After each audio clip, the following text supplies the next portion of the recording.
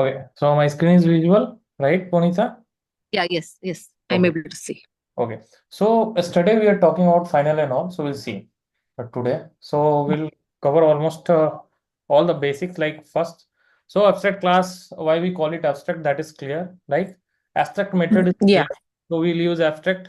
If you use abstract keyword before any method, right? So if you see like this one, right, inside these two are abstract methods. So basically what we are just forcing yeah, this implementation into the subclass. We can have non-abstract method also. We can have static method also over there. Okay. okay. Okay. So now or the final one. So final keyword we can use or not. Okay. So abstract means it will get override. Final means if you use final, it cannot be overridden, right? All right. Yeah, So if there is no sense of using abstract and final together, right? So here I am having let us yes, this method, right? So why I have declared this method? So if you see, whenever you declare abstract method in abstract class, we declare like this. There is no definition. So basically, we are just forcing that to provide the implementation and all to the subclasses. So if I make it final, abstract final, so what will happen? So we it's cannot override. legal Yeah, definition, right? So it's 11. yeah, It's we like a, cannot implement the method. yeah, yeah. They both are having a different nature, right? Now the Yeah, major question people ask, can we declare abstract and static together? Okay, so basic thing they will say, okay, you have abstract, now use this static. So it doesn't mean it's not making any sense because a static classes belong to class, right? And in the yeah, class we are not going to have implementation, right? Correct. yeah, Or a static will get override as a static method, right? So here making adding this with abstract is not making any sense, right? So they yeah, cannot right. use together. So interviewer will ask you, okay, can you use static keyword with abstract class? You will say no. No, Okay, so basic thing you that is one thing. Okay, and the another thing is another point. So I'm just covering all the points so that we will go to interface after this. Okay, so another point okay. is oh, partial implementation. What is partial implementation? So partial implementation means, let assume you see this class shape, right? In shape, Mm-hmm. in shape we are having this method, this method. Two method we are just forcing to subclass, and then we are having a intro method. This is static. We can have non-static also, right? Mm. So what we are doing? So this intro we are not forcing, right? We are not forcing to subclass, right? A subclass can add Yeah, this one, but we are not forcing this to subclass. So basic thing.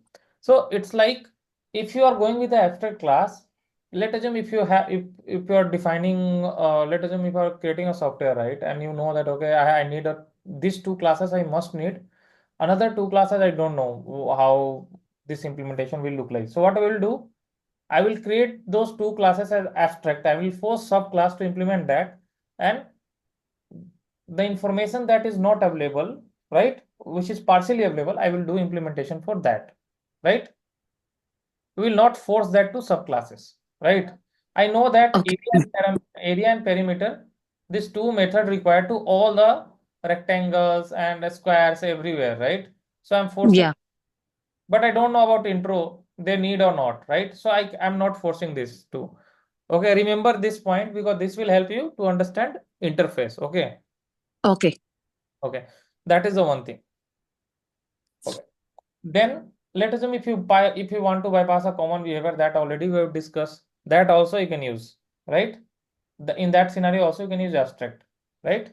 And when you have a partial information about implementation, in that scenario also you can use abstract class. Okay. So Okay. in the basic interview question, what is the difference between interface and abstract class? So if you when you complete both, like you will get confused a bit. Okay, it will Mm-hmm. say, okay, it will use interface keyword, it will use abstract keyword, blah blah and all. But exact what a conceptual definition is when you are having a partial information, right? In that case, you have to use abstract. When you know about your implementations, right? Okay, when you're clear about what and all you have to implement, in that scenario, you have to use this interface. Okay. when you are very much sure. So we'll learn differently. Okay. Okay. Okay. Now they will say about modifier. So modifier, we are having public, default, Public. protected, right? Yeah. So they used Yeah. to say like what and all modifier we can use with abstract method. Can abstract method be private? So if abstract method cannot be final, can it be private? Let me check. No. No, because No. private means there is no visibility, then there is no implementation, right?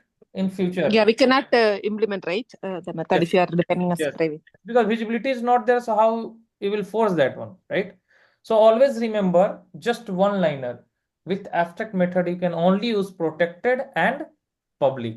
Which one? Public and protected. Okay, Protected. not private. Okay, Okay. clear to all? Okay. Now, when we read interface, we'll see. But right now, just make a note. They will also ask you a question. Let's assume I have a abstract shape, right? Here. This is an abstract shape class I have. Okay, let me declare a different class. Okay. Mhm. Let me declare a down a bottom one more class. I create a abstract class A. Okay. Okay. Now I have another abstract class. So what interviewer will ask? See, basically these are concepts. Okay. So we have to know the things like concepts or rules, right? Basically we know the rules. We have to know the rules. So your abstract A, abstract B. So they will ask, can a class B inherit class A? Because normal concrete class can do inheritance, right? They can participate in inheritance. What happened if I have this? Okay, let me add one more thing and then you guys will abstract. Oh, 1 second. Void M1. So now class A is having what we are having. Class A, 1 second. Oh, Poonam, can you mute? Okay. So now class A is having a method called M1. Okay. Similarly, class B will also have you you must remember this point. Okay. This is very Okay. important. M2. Okay. So now you see I am having a two class. Forget all other things. I have two class A and class B. Class A is having a void method M2 and M1. So basically what happened? If any class extend abstract class, they have to implement abstract method, right? Yes. This is the point. Okay, let me extend this one. Okay. So I've extended. So it's forcing me, no, right? Is it forcing me? No. No. So you guys have to make a point when one abstract class can extend another abstract class, then abstract method will not force into the abstract class. So where we will force this one, right? So we'll see where we can force. So I define a class C. Okay. Now C will extend whom? Let assume C will extend B. Okay. So now here you will see implement method. So now you guys understand what is happening here? Okay. So if we have the keyword abstract in the class, Hmm. uh, So like basically, if it's again it, extends another abstract class, it won't force us to implement the method, right? The yes. abstract So methods. if Okay. yeah, so if any further class, right? Any concrete class, if any concrete class like C will extend abstract class B because B is having parent A, so it will force parent class method also and child class also method into the concrete class. Okay. Now there are two things you guys will get clear. The first thing, abstract class can participate in inheritance. Okay. So one abstract class can extend another abstract class. That is clear. Second thing, Yeah. if you are having abstract method that will not we will not force that one into another abstract class. Instead of that, if any concrete class which is going to extend those abstract classes, right, it will get force over that class, right? Okay. Clear? Yeah. Okay. Clear. So Okay, so whenever it's need, right? In that scenario, we'll use abstract class. Okay. Okay. Now abstract class constructor part is already over. Like already I told you, abstract class can have constructor, right? Clear? You guys remember? So let us assume here I am having class A and class B. So it can have constructor. Okay. And B is also can have constructor. Okay, let me add here B. Okay. Clear? Yes. Okay. So right now I cover almost everything related to abstract class and abstract method. Okay. Mhm. Most of the thing, like even minor thing also I have covered. So if you guys have any issue, anything, you guys go through the video. If not able to find out, like if you got what we call, if you got any issue, right? So in that case, you will connect with me. I will again clear those points. Okay. Okay. Okay.